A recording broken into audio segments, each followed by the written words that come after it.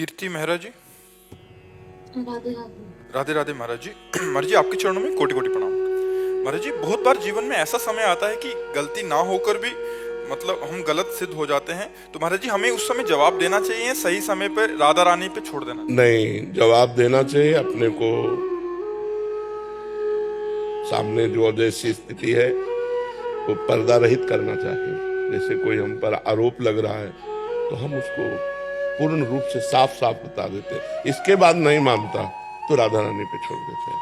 पहले अपना कर्तव्य होता है, जैसे हमें कोई आरोपित कर रहा है किसी बात को, तो हम उसके समक्ष अपनी सत्यता प्रकाशित करें। इसके बाद वो नहीं मान रहा है तो फिर श्री जी पर छोड़ देते हैं।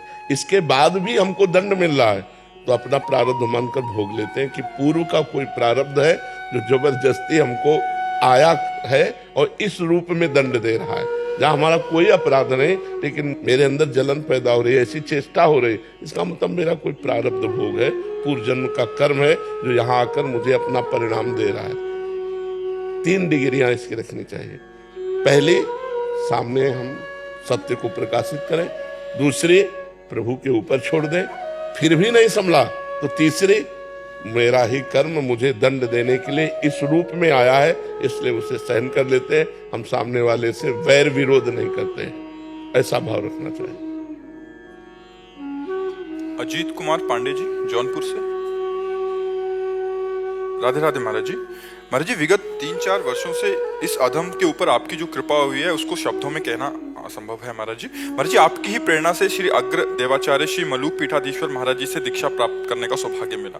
महाराज जी पश्यंती और मानसिक नाम जप का क्या भिन्न भिन्न भाव है, या यदि हाँ तो इस तथ्य पर प्रकाश डालकर हमारा महाराज जी पश्यंती और क्रम से जब हम उपांशु में पहुंचते हैं, उपांशु का मतलब समझते हैं, तो फिर हमारा उपांश बंद हो जाता है और पश्यंती शुरू होता है।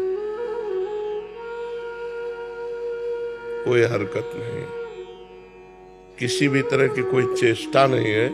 सामने मंत्र या नाम लिखा हुआ है और वो हर क्षण प्रतिपल चल रहा है। परा, पश्यंती, मध्यमा, वैखरी।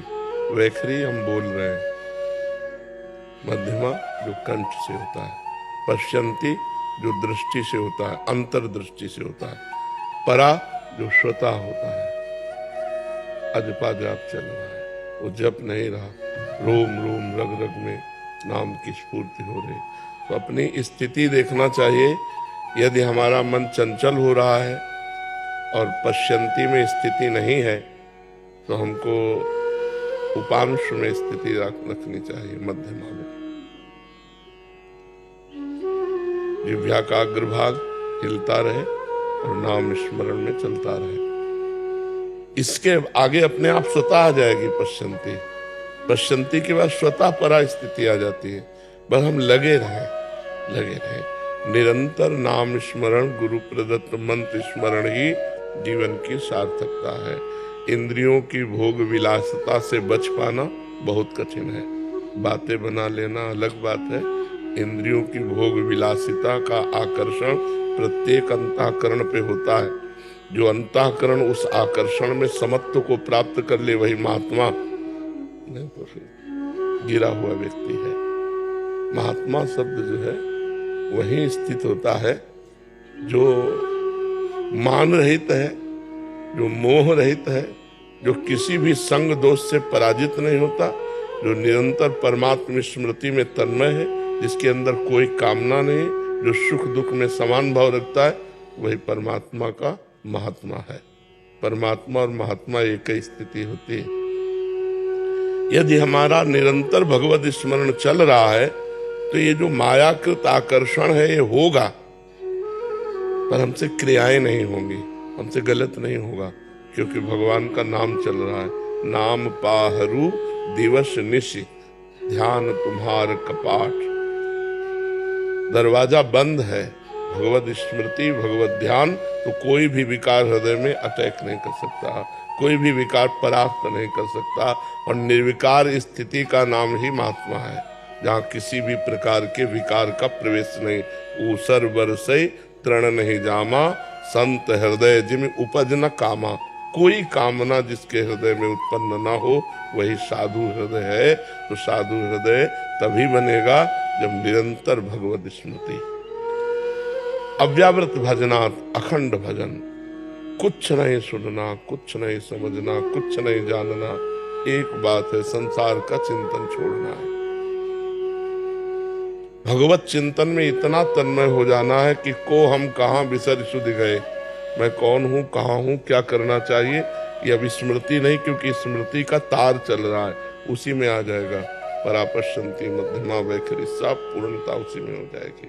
खूब निरंतर जो गुरु मंत्र मिला है, जो नाम मिला है, उसका स्वाद लीजिए, प्रतिपल शांत रहिए। सुने न काहू की कहे और कहे न अपनी बात, नारायण व रूप में मगन रहे दिन रात।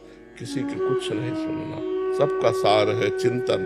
अनन्यस चिंतयन्तो माम ये जना परिपासते, तेषाम नित्याभियुक्तानाम योगक्षेमम वहाम्यहम्। भगवान कह रहे योगक्षेम की भी चिंता नहीं करनी, वो मैं करूंगा। तुम्हारा केवल कर्तव्य है अनन्य चिंतयन्तो माम, मेरा अनन्य चिंतन करो। तो गुरुजी ने जो मंत्र दे दिया, जो उपासना दे दी, उसी में सुदृढ़ हो जाए तो भव पार हो गया, अविद्या का नाश हो जाएगा। मोक्ष मूलम गुरु कृपा, गुरु की कृपा से हमारा अविद्या का अब जो बाजार था वो उठ गया। अब हमको निरंतर स्मृति में तन्मय रहना। समझ पा रहे आप? अर्जुन अभेद आत्मा जी, महाराज जी आपके चरणों में कोटि कोटि प्रणाम। महाराज जी आप एक अष्टनंगली साहिब एक स्थान है, वहाँ से आए हैं। कह रहे कि महाराज जी आप हमारे गुरु जी की अवस्था पर एक नज़र डालिए। वो अभी उनके गुरुदेव साधना करते करते वाणी में रुकावट आ गई है, समझते सब कुछ है लेकिन बोल नहीं पा रहे। 3 साल हो गए हैं महाराज जी। आपके गुरुदेव आश्रम में ही विराजमान रहते? आपके गुरुदेव, अच्छा महाराज जी।